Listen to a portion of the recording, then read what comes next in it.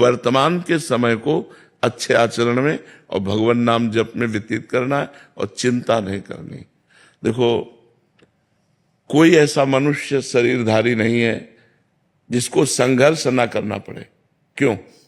आप बताओ, कोई ऐसा है जिसको संघर्ष जीवन में ना करना पड़ा हो, जिसको विपत्ति या दुख या छल कपट या धोखा ये सब ना देखने पड़े हो? ये संसार का स्वरूप है। हमको बहुत मजबूत होके चलना होगा, नहीं हमारा जीवन व्यर्थ हो जाएगा। आपने अच्छा मकान बना लिया, आपने अरबों रुपए जमा कर लिए, लेकिन आपने भजन नहीं किया, तो जब शरीर छूटेगा तो आपके साथ क्या जाएगा? किया हुआ पाप कर्म, किया हुआ पुण्य कर्म, भजन तो किया नहीं, तो फिर यही आवागमन चक्र, यही सुख दुख का चक्र। इसलिए संत और गुरु के पास जाया जाता है अमोघ वस्तु प्राप्त करने के लिए। अमोघ माने जिसका नाश न हो, जो व्यर्थ न हो, वो है भगवान का नाम, वो है भगवान का मार्ग, वो है भगवान की लीला कथा, भगवान से प्रेम। ये हमें जीवन को प्रकाश में बनाने के लिए अत्यंत आवश्यक है, और इसके लिए कुछ छोड़ना नहीं है। मतलब जैसे लोगों के दिमाग में रहता है कि हम घर द्वार छोड़ दें, हम इस बात से आपको बिल्कुल, हम खुद छोड़े हुए हैं, बचपन से छोड़े हुए हैं, तो अनुभव की बात कह रहे हैं।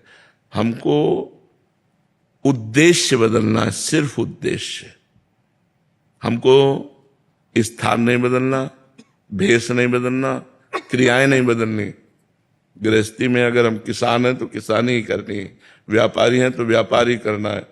हमको उद्देश्य बदल देना है। अगर उद्देश्य धन रहा, मान प्रतिष्ठा रही, तो भेष बदल देने पर भी काम नहीं बनेगा, देश बदल देने पर भी काम नहीं बनेगा। देश और भेष बदलने से भगवान की प्राप्ति नहीं होती, उद्देश्य बदलने से भगवान की प्राप्ति होती है। अगर तो हम नाम जप करें और जो कर्म करें वो अच्छा कर्म करें। ये तुम्हें पता है बुरा कर्म क्या है, बुरा कर्म त्याग कर दें और अच्छा कर्म करें, तो इसी जन्म में हमें आनंद की प्राप्ति हो जाएगी, जिसे आनंद कहते हैं। रुपये में आनंद नहीं है, मकान में आनंद नहीं है, एसी रूम में बैठा हुआ है, निगेटिव चिंतन जल रहा है, पंखा भी नहीं है, लेकिन पॉजिटिव चिंतन है, मस्त है। चिंतन पॉजिटिव है, वो मस्त है।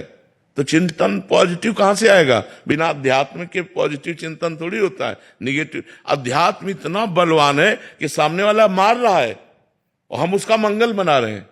तुम सुखी रहो, तुम्हें कभी दुख न